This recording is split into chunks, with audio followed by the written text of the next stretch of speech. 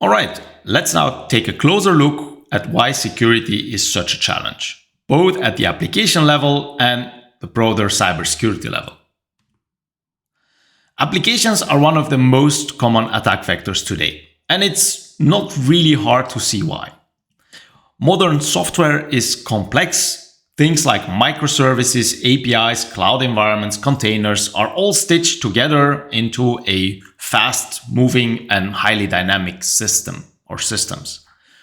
We are also racing to adopt new technologies like 5G, IoT, and most recently AI, often before we fully understand the security implications.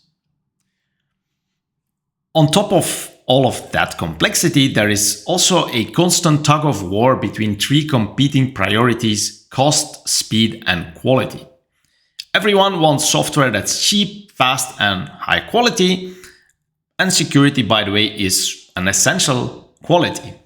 And more often than not, it's quality that gets squeezed. Here's the thing about security in that context, which makes it even harder to deal with. It's invisible until it isn't.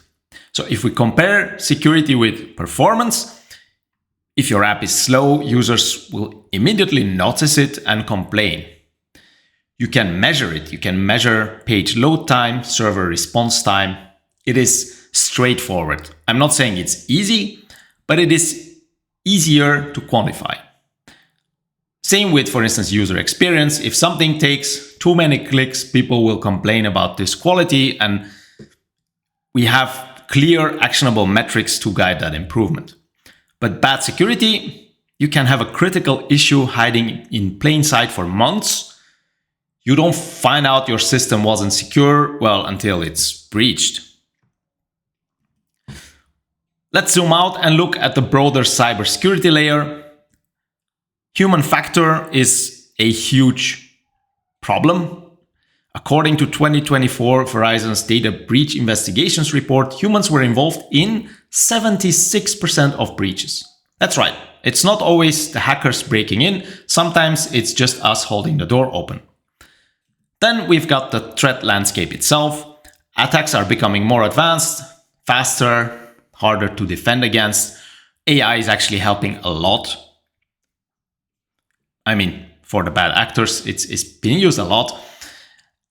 It's organized, financially motivated, and highly professional.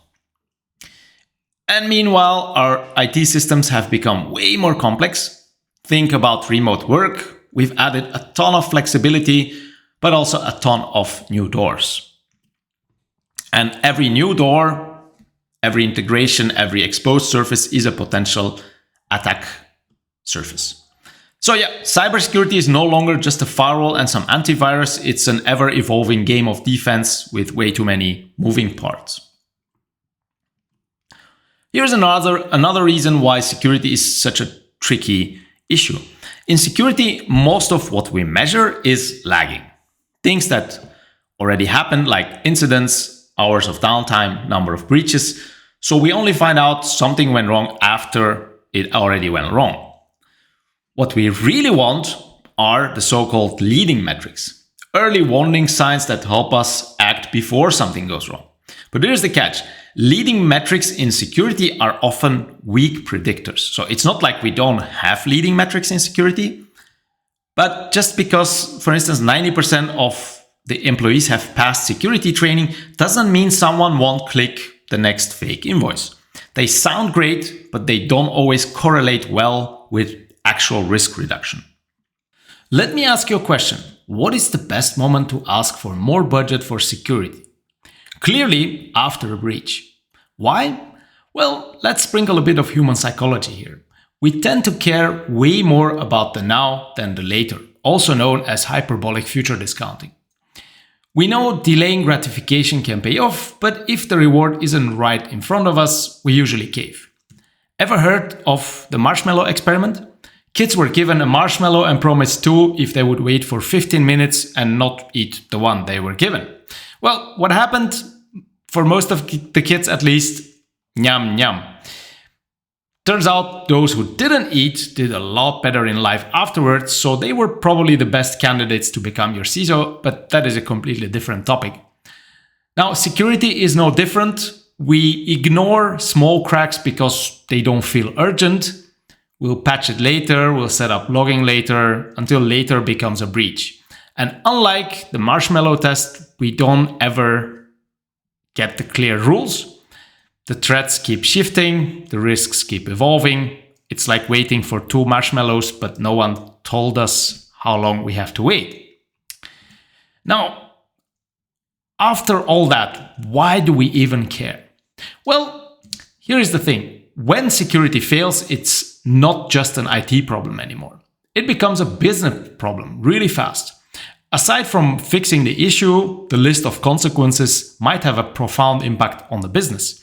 You have direct fines, loss of trust from your customers and reputational damage, even stock price taking a hit. Though the latter is somewhat controversial topic as stock price seems to rebound.